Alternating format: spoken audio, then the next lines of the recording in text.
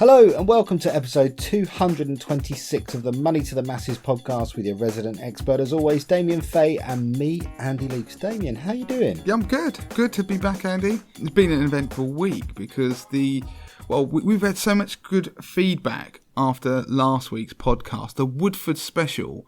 I think there were so many things we covered in one podcast, but that weren't just particularly Woodford related, about lessons learned from the whole scenario. We've had loads of feedback about it, so that's been brilliant. And of course, as I said to you before, we've had lots of press interest as well. So no, it's been an interesting week and trying to see how that story unravels. I've actually got a question from a reader, just a small follow-up one on the Woodford saga, as in, could it happen to anyone else? So yeah, it's been a busy week as ever in the towers of Money to the Masses. And I'm just looking across the office. If you follow us on Instagram, you would have seen the biggest delivery of mugs appear in the office. So I'm not sure the postman's too pleased with my slightly spontaneous offer of a mug in exchange for a review. And on that, we've had lots of people get in touch, haven't we, and claim their reviews. So if you haven't done that, make sure you do so. But lots and lots of mugs are winging their way to the listeners. To various parts of the world. Switzerland is the latest international destination of the Money to the Masses mug. So no, I did put a request in to hand deliver that, but you knocked me back. Expenses don't go that far. Now, on the subject of exciting things, Tuesday the 24th of September is a date for everybody's diary. So you listen to this podcast, you know, anybody vaguely who might be interested in something money related, we're going to be doing our first ever event. Obviously, I go and do talking at different panel discussions and things other people host. This is one we're hosting, and it's going to be awesome. So that's the date for your diary, September the 24th. It's going to be sort of after work type of stuff, and we're going to get a place in central London where you can all go to. It's going to be free, and then we're going to decide exactly the format of it, but you're going to go away from the event being probably entertained, but actually having learned a lot. So one for your diary, you're going to fill in, as we develop what the event's going to be over the summer, we'll give you more details on how you can sign up. But that's one for your diary. And another thing, before I go, we're doing something on millennial money in the next couple of weeks where Lauren is posing questions to a mortgage advisor. And if it's not just for millennials, millennial money, despite the name, but if you've got any questions that you want posed to a mortgage advisor, we'll do it anonymously. So you think something like how to get your finances in order or something quite specific, then send them across to Lauren at moneytothemasses.com. So when she goes and does that series of videos, then your question might appear in there anonymously. Exciting stuff. Loads of stuff coming up over the next few weeks. And for those of you who are screaming at your podcast going, why don't they ever do anything in my area? It's always London. Well, don't fear. Keep your ears and eyes tuned, because over the next few months and over the coming year, we'll hopefully be coming to you all over the country. That's the plan. That is the plan. We've got to always start one event and then build from there. And we're going to try and do more across the country. So you've got to start with something, find out what people love, and then we'll expand it. So we are aware where people live and people when they write to us and want us to go. So it's all been thrown into the mix. So keep the emails coming. Right. What have we got on this week's pod then, Damien? So this week on the pod, as I mentioned, we've got a reader question, or listener question, I should say, relating to Woodford, a very small piece.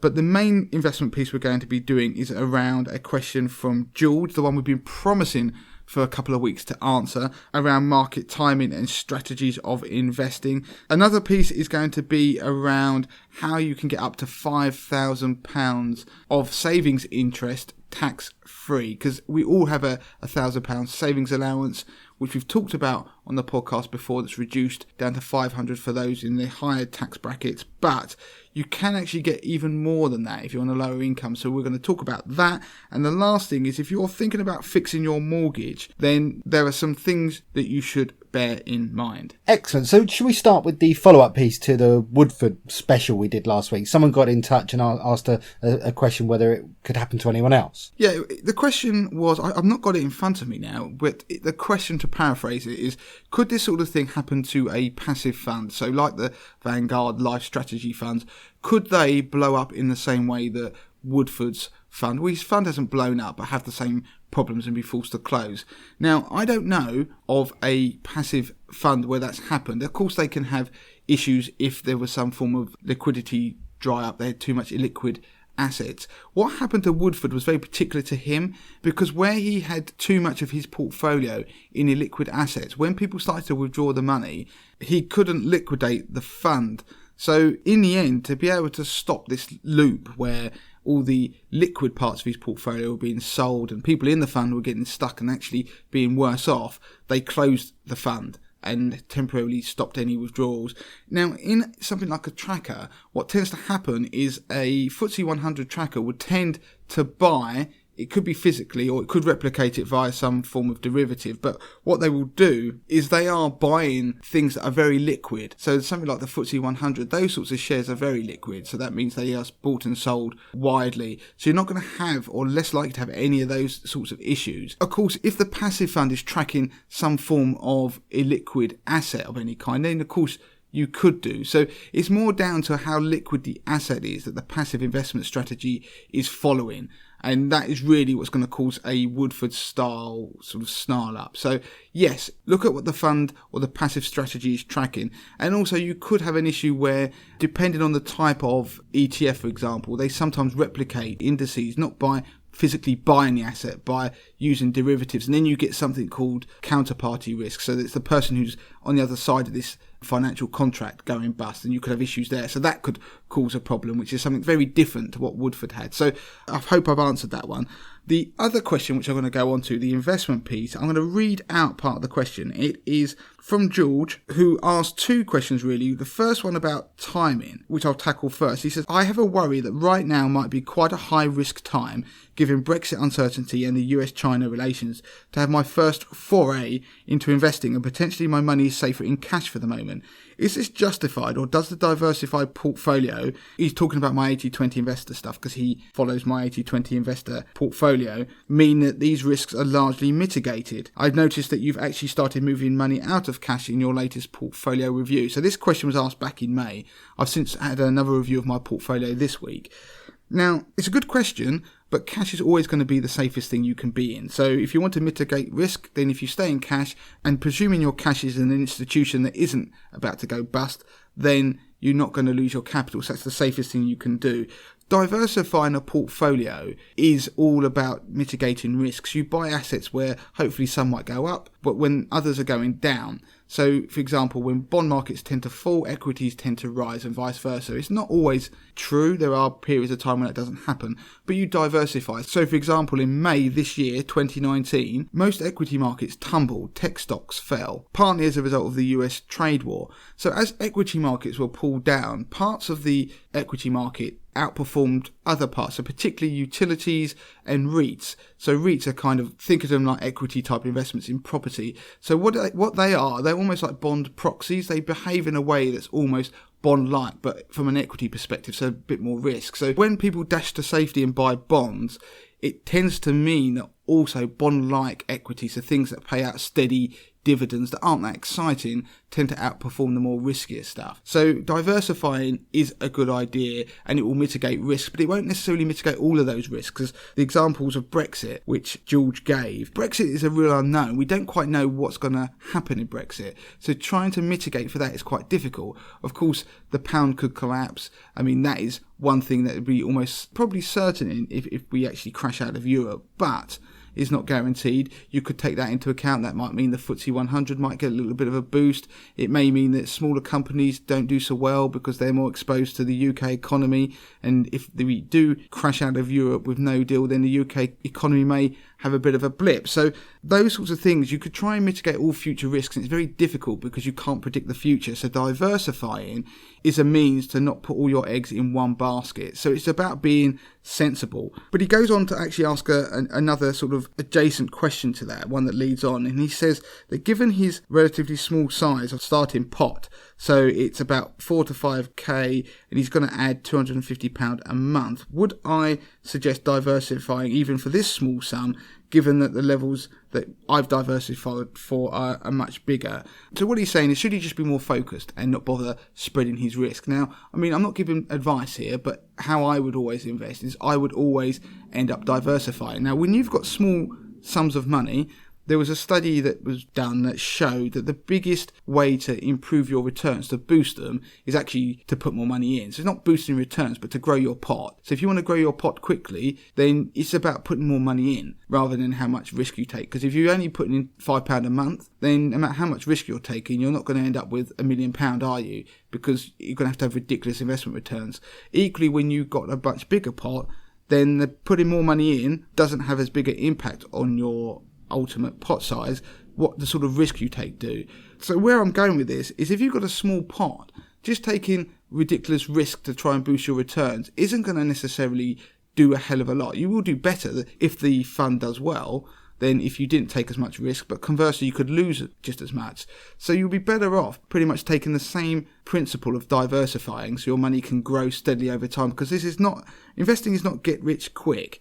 It's get rich slowly. If you do a get rich quick model, it's more like speculating and gambling. So you're going to do this by get rich slowly. It's about putting money in steadily over time. And also by drip feeding in, where you put money in over a period of time, which George happens to be mentioning, that mitigates risk as well. Because if the market tumbles, you basically get more shares for your money because they're cheaper than they were when the market was at a bit higher level. So if you drip in and the market falls, it's not a bad thing. You're buying more. It's like going to a shop and suddenly getting everything on sale, and then you can flog it all on eBay later at the right price when people want to pay the real value for the asset in question.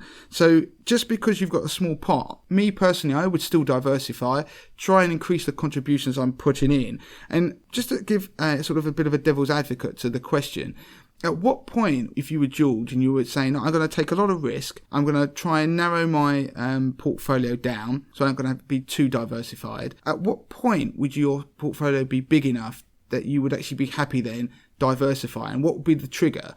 And that would be just some arbitrary number. So you would actually just carry on just taking excess risk and with more and more money. So that's why it's better off, and it's easier to have a diversified portfolio which you just drip in and you automate everything. I'm a real fan of trying to automate nearly everything, taking the brain work and guesswork out of nearly everything you do, and just set up direct debits to drip in. Of course, one point George, he doesn't perhaps realise, but he's alluding to slightly there, that you can over diversify.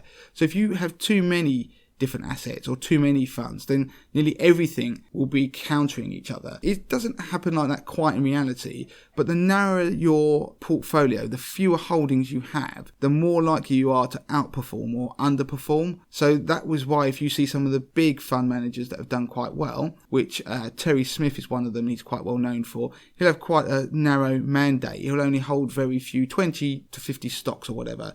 And that's because he has a high conviction. So that's good, because then it means you can outperform, but it does mean you can underperform. But then, just like Neil Woodford, sometimes that doesn't work.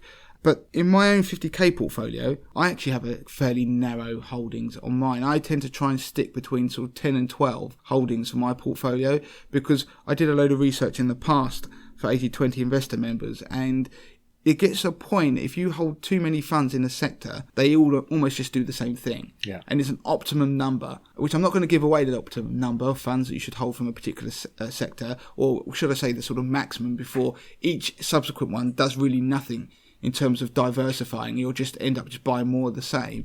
I just tell you it's less than 5. But if you're an 80/20 member, you would get that kind of insight. Yeah, you've already had it. It's, you can go and search for it. But the point is that if I was going to buy a fund in the UK all company sector, I certainly wouldn't be going holding lots of different ones from the same sector, because after a while they're just largely different versions of each other. But you can find individuals within the sector that are very different, and that's what you want to focus on. Things or managers that are doing things differently and that are working in the environment you're in.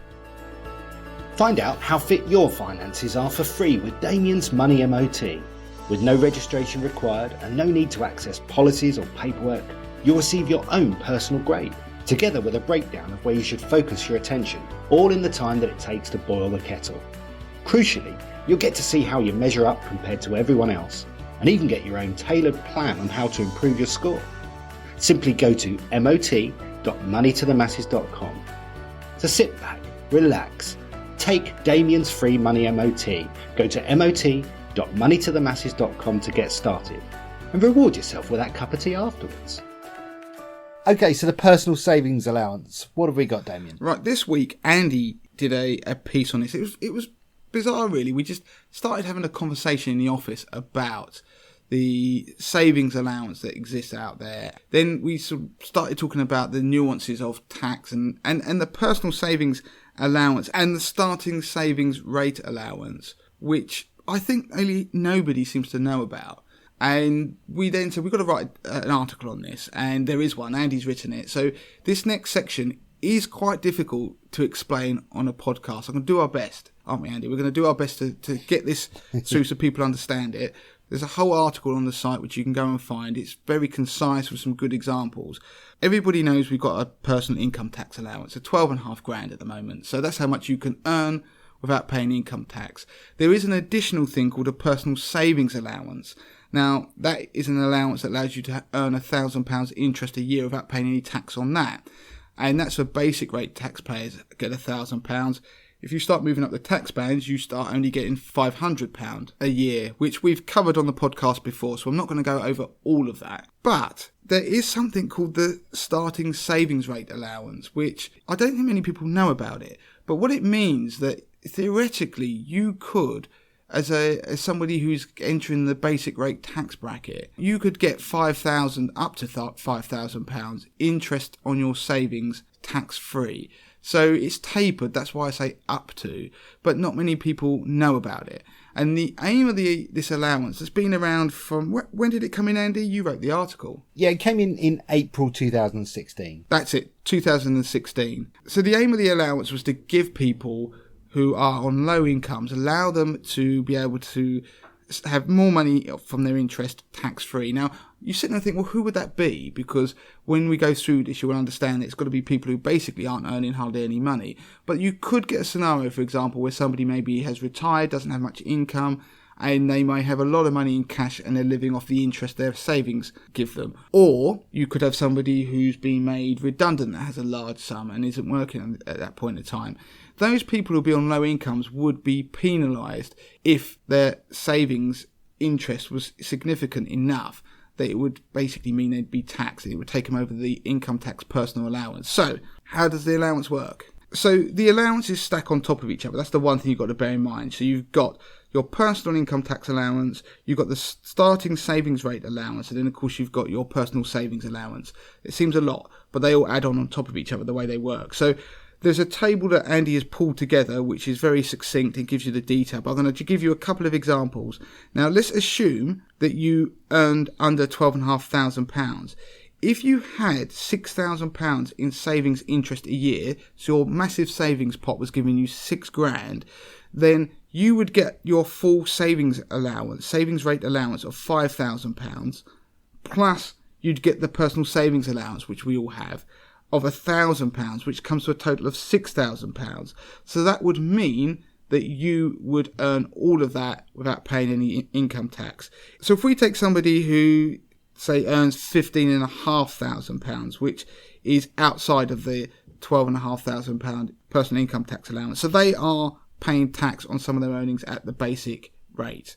Now, let's assume they were earning £6,000 a year in interest on their savings. So they got lots of money. I mean, you've got to have some decent savings to earn £6,000, but let's go with it.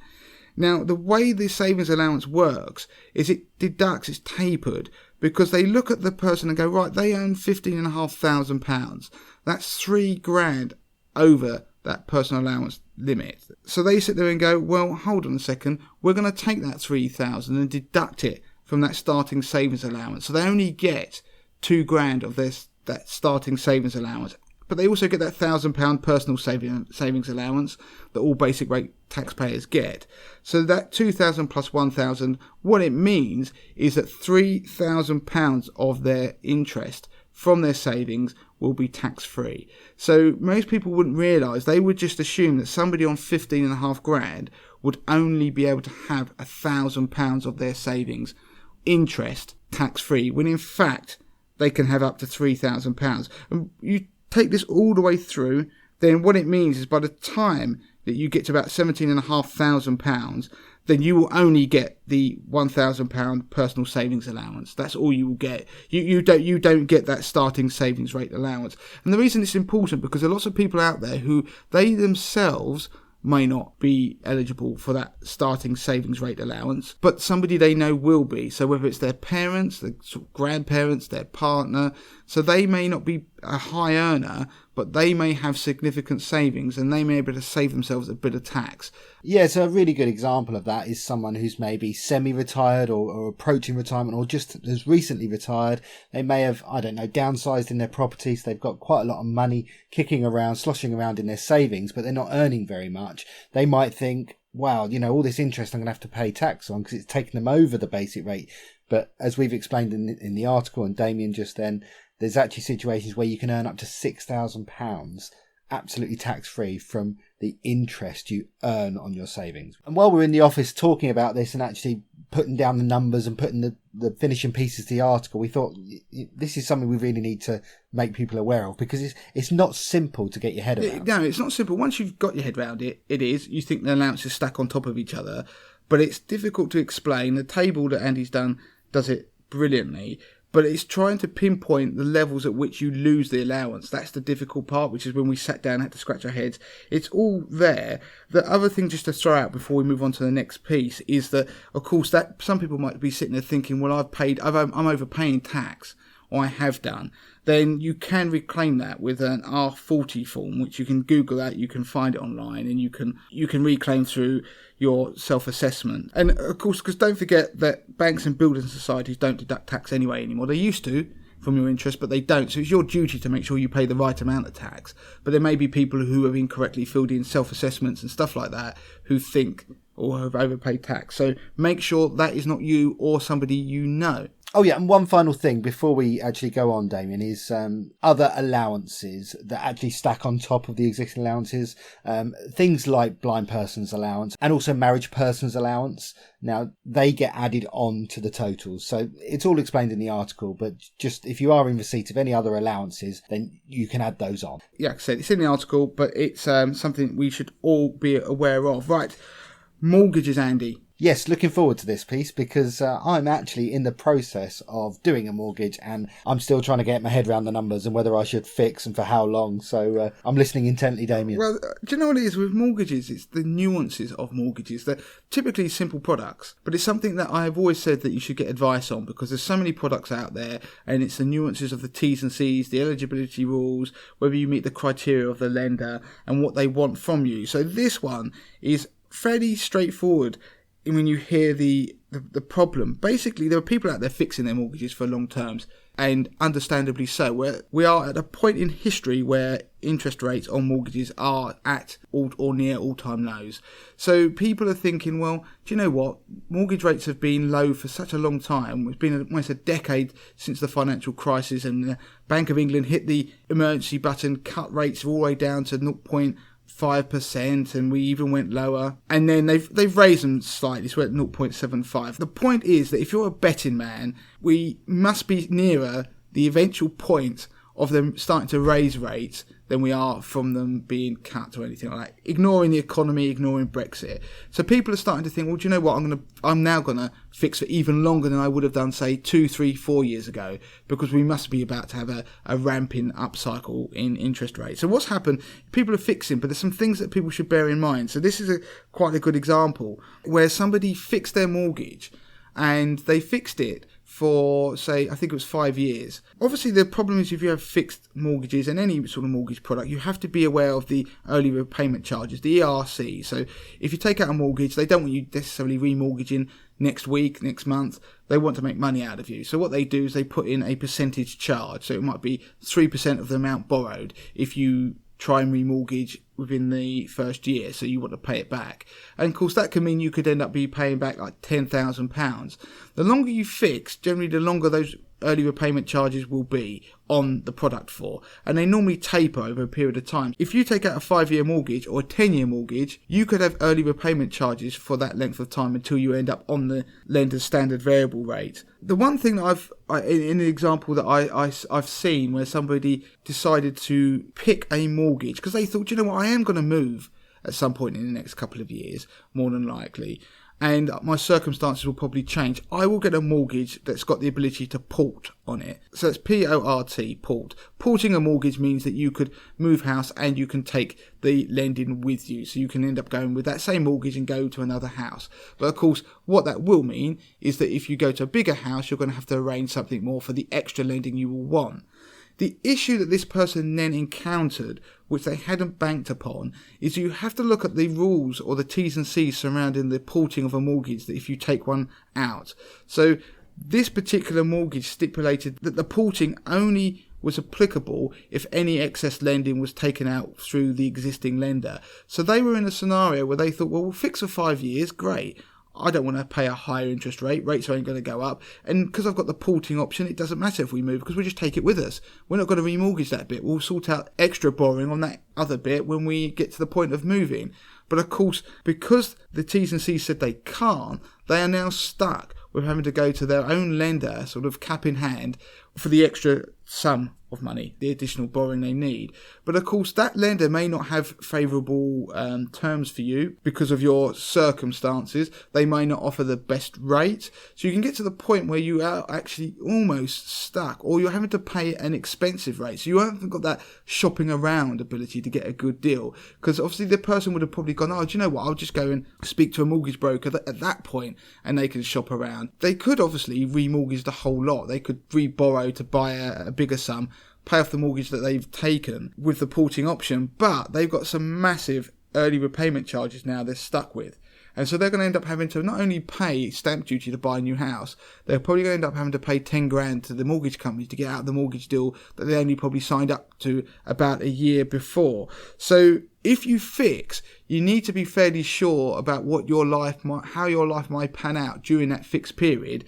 Otherwise, you could find yourself with early repayment charges you pay, but also early repayment charges that you might not want to pay and have to pay, and a lack of flexibility. Of course, when you shop around for mortgages anyway, you're going to look at fees and all that kind of stuff, but you do need to look at the finer details and T's and C's. That's why using a broker is always probably a preferred option. I know the person could have potentially had a second charge mortgage on the house in order to buy somewhere else, but it'd be more expensive, etc., etc. So it's just to make people aware that porting a mortgage, you've got to understand what the rules are around that, and when you are looking to fix, fixing isn't just about the interest rate. There could be implications for you in terms of flexibility and money going forward. Good stuff. So we're done this week. Do make sure that if you have popped a review in during that time frame that we said on the podcast, that you do claim your mug. Now, we can't extend that offer. Lauren at Money to the Masses Towers will go crazy because, bless her, she's having to work morning, noon and night to get these mugs out. So, but do remember, though, that if you do something mug-worthy, then that offer's eternal.